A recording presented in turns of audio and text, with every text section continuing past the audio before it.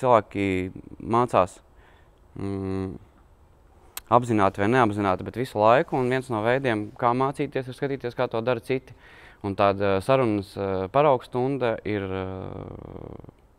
kuru mēs uztveram, lielākā daļa sabiedrības, kur uztver, ka kvalitīvu paraugu ir televīzija, piemēram.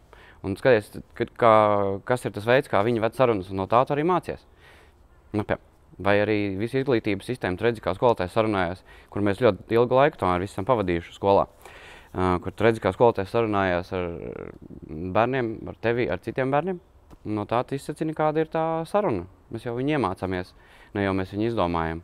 Un ja tur cilvēki ir iemācījušies tikai atšaudīties un tikai izvairīties no reālām atbildēm, tad tas ir tas, ko automātiski visa sabiedrība saprot, ka tas ir tas.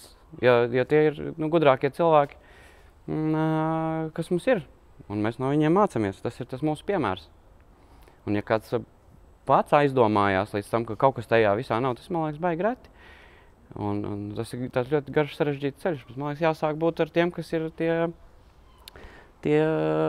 priekšstāvji, ka viņi sāk sarunāties krietni atklātāk.